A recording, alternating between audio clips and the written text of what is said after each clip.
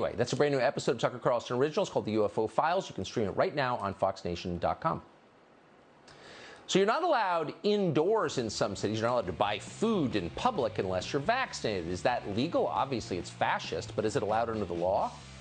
A lot of restaurant owners think it's totally illegal, and some of them are fighting back, thank God. That's straight ahead.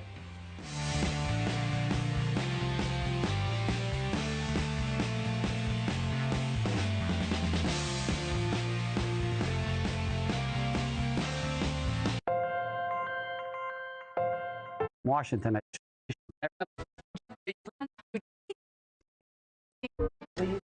Will you say that you renounce Al-Qaeda specifically? Don't miss Sacrificing Afghanistan. Part 1 in an all-new season of Lara Logan Has No Agenda. Sunday on Fox News Channel.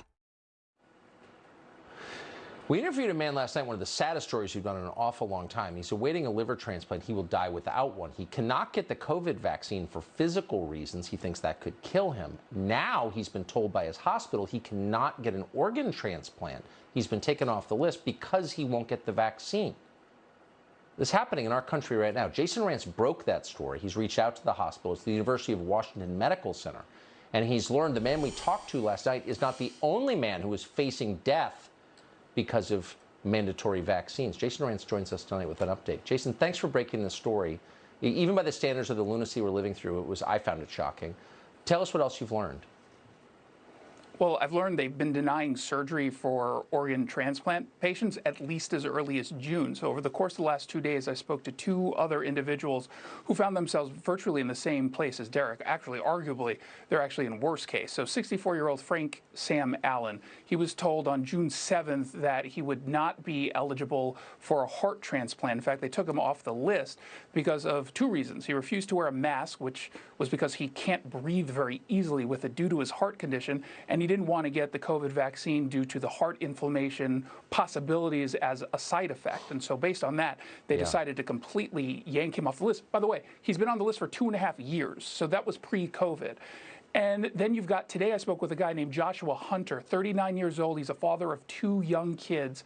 He was told in June that, hey, you're going to probably need to start thinking about the vaccination, but he never knew it as a policy until it became a policy. And so now they're saying because he didn't want to get the COVID vaccine that he's being listed as inactive for a lung transplant, which, as he told me today, and this was incredibly heartbreaking, he expects he won't survive more than 3 to 5 years unless he gets this.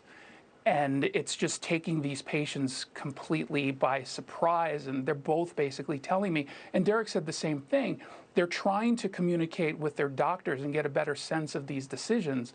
But it's not an easy process. They're not able to do a appeal as well. And so, especially in Joshua's case, he's like, just sit me down with a doctor and go over the data with me and tell me why it's safe and address my concerns, and I'll get the vaccine. But they don't seem willing to do that, at least not at this point. The risk of heart inflammation is real. It's been documented by researchers. I personally know 2 people well who've had it. I'm sure most of our viewers do. It doesn't mean people shouldn't get the vaccine, but it does mean that's an actual medically documented risk. And the doctors there say, no, just go ahead and die if you don't obey. We're not interested in hearing about it. It's really interesting because they do make a medical case that is rather sound, and it could be reasonable to most people that, look, these people are getting immunosuppression after they get the organ transplant so that the body doesn't reject it. And so if you were to get COVID in that state, you are at a higher risk of death. And I think that that is a reasonable case. However, it's still supposed to be up to the patient. What they're arguing here effectively is that we are asking you to take the COVID vaccine so you don't die of COVID after getting the transplant. So we're going to take you off of the list, which almost guarantees you're going to die as a result, not of COVID, but of not getting that transplant. It makes no sense whatsoever, and it's certainly not living up to do no harm to your patients.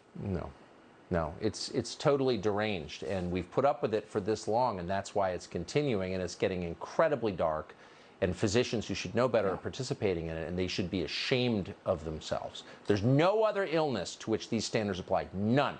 Oh, you've got HIV, you don't get a heart transplant. No. We don't do this with anything else. This is political, it's disgusting, and if we allow it, it's going to get worse. Sorry to editorialize. Jason Rance, I appreciate reporting on this. Thank you very much. Thank you, Tucker. In the city of New York, our biggest city, no one is allowed indoors anywhere unless they're vaccinated and have their papers to prove it.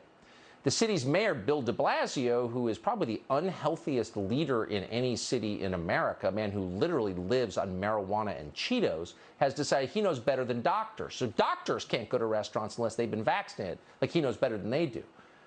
He's threatened to punish any business that refuses to comply with his arbitrary and insane